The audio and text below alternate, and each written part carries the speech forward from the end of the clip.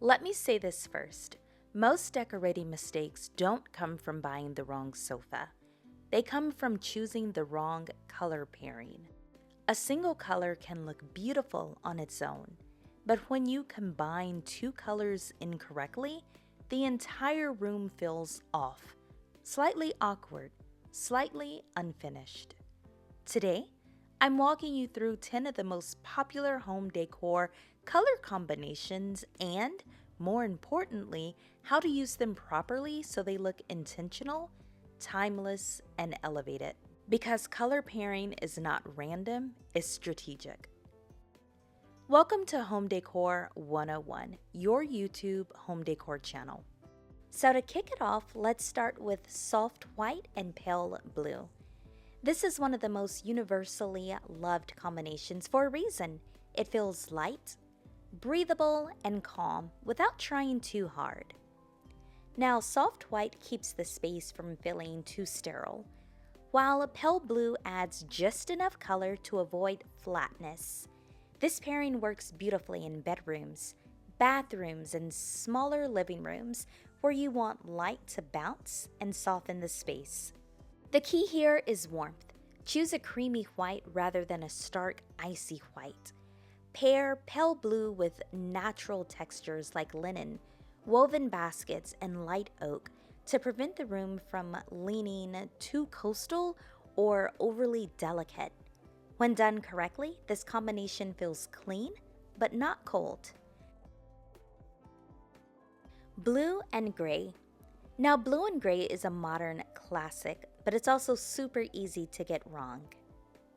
The mistake most people make is pairing cool blue with cool gray, which creates a room that feels flat and emotionally distant. It just feels cold in there.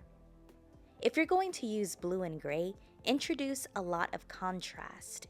Either choose a warmer gray with depth or layer in wood tones, leather, or brass to really warm up the combination. This pairing works beautifully in living rooms and offices when balanced correctly. It feels sophisticated, it feels grown up, especially when navy or slate blue is involved. Blue and gray should feel tailored but not too corporate. Of course, I feel like everyone knew this one was going to be on here. Black and white. Black and white is bold simplicity. It's high contrast, it's graphic, and it never truly goes out of style. There is a reason that this is classic. But black and white without layering can feel kind of harsh. The secret to making this combination work is texture.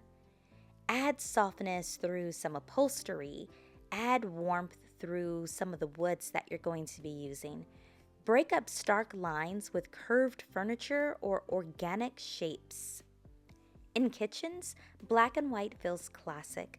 In living spaces, it feels modern. In entryways, it feels dramatic. This pairing thrives on balance.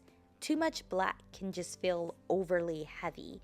Too much white feels like your room is unfinished or it isn't quite done yet. So get a good balance of the two and make it intentional. Next up, we have yellow and white. Now, yellow and white is brightness with some restraint. White keeps yellow from overwhelming the room, and yellow keeps white from feeling too lifeless. Together, though, they create a ton of energy without a lot of the chaos. Now, this combination works especially well in kitchens, maybe breakfast nooks, and small spaces that need optimism. If you ever want a space just to burst with happiness and energy, this is the color combination for you. The key is tone. So soft buttery yellow feels super welcoming. Neon or overly saturated yellow can quickly feel a little too aggressive and in your face, but it really does depend on what you like. When layered with natural wood and a really subtle pattern, yellow and white feels cheerful, but still like you have some control over the situation. One of my favorites, pink and white. Now, pink and white is no longer just for kids' rooms. If you use it right, it can feel elegant and soft. The difference lies in the shade that you're going to be using. Now, blush pink paired with a creamy white feels super classy and elevated. But you can take it another way and pair bubblegum pink with a bright white. It feels a little juvenile, kind of Candy Crushes, but it still works if that's the look that you're going for. Now, this combination thrives in bedrooms and sitting rooms where you want the warmth without the heaviness. Add gold accents, some really soft textiles like throw pillows or throw blankets, and clean lined furniture to help keep the space refined. Pink and white works best if you treat it seriously, even though you can have a lot of fun with it. Brown and blue. Now, brown and blue is one of the most grounded, timeless pairings available. Deep wood tones combined with navy or slate blue creates depth and warmth at the same time. This combination feels stable. It feels anchored. It works beautifully in offices, libraries, and living rooms. Leather sofas paired with blue walls or blue upholstery against walnut furniture creates immediate satisfaction. The key here is richness. Avoid flat brown and washed out blue. Choose tones with depth so the pairing feels layered rather than just like dull and plain. Here's one that a lot of people are tired of, but a lot more people love, and that's white and beige.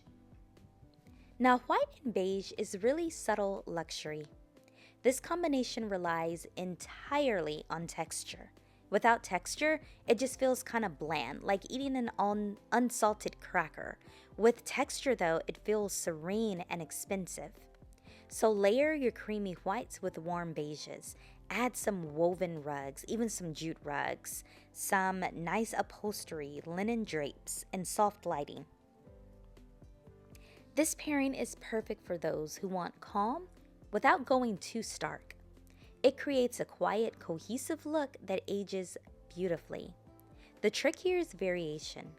Mix multiple shades within the same family so the room feels dimensional. And when I say multiple shades, I know I said white and beige, so maybe try white with some eggshell and some taupe, and maybe a soft caramel. So you're still in the white and beige family, you just have different layers of it. That's going to give your room a lot of excitement, even though you're still in the same color palette. Now here's a combination I had to learn to like. Gonna be honest, didn't love it at first, and that is pink and yellow. But pink and yellow is bold and joyful when you do it right. The key here is restraint and doing it right. So choose muted version of both colors rather than overly saturated tones. I think that's the part that got me. I would see all of these really overly saturated, bright in-your-face tones, and I hated it. Soft blush with muted mustard creates balance. When paired with neutral furniture and natural materials, this combination feels artistic rather than chaotic. It works especially well in creative spaces, or nurseries or accent-heavy rooms where personality is welcome. So when you do it properly, pink and yellow doesn't scream in your face loud. It's actually quite curated. That's something I had to learn myself. Next up, we have blue and white. Now, blue and white is timeless across cultures and design styles. From traditional interiors to coastal homes, even to modern spaces, this pairing adapts. The key is contrast. Navy and a really crisp white feels sharp and structured. Pale blue and soft white feels light and airy. You see the difference there. In kitchens and bathrooms, this combination feels fresh and clean. In living rooms, it feels layered when paired with wood and woven materials like wicker baskets or jute rugs. Blue and white works because it's clean, but it's not boring. Lastly, we have black and green. Now, black and green is dramatic and sophisticated. Green actually helps to soften the black, and black helps to sharpen the green. This pairing feels particularly powerful When you use deep green tones like forest or emerald against matte black finishes, one of my favorite looks, you throw in some gold, I'm telling you, you have yourself a beautiful room. It also works beautifully in dining rooms, offices, and statement walls. To prevent it from feeling too heavy, add brass or warm lighting. Black and green is not timid, is not for the weak of heart, is for these people that know exactly what they want and are not afraid to go after it. So here are my final thoughts. Color combinations shape how a home feels more than individual pieces ever will. You can change furniture. You can swap out your wall art on the walls, but when the foundation pairing is strong, the room supports everything else that you bring into it. The difference between trendy and timeless often comes down to how two colors interact. Choose combinations that feel balanced. Layer them thoughtfully. Introduce warmth where needed. And most importantly, commit, commit, commit. Now, if you enjoyed this breakdown, subscribe for more practical design guidance that helps you decorate with clarity instead of guesswork. And tell me in the comments which color combination that you are currently drawn to. I love the black and green. I love so many color combinations right now, to be honest. But there is something about that black and green that just draws me in.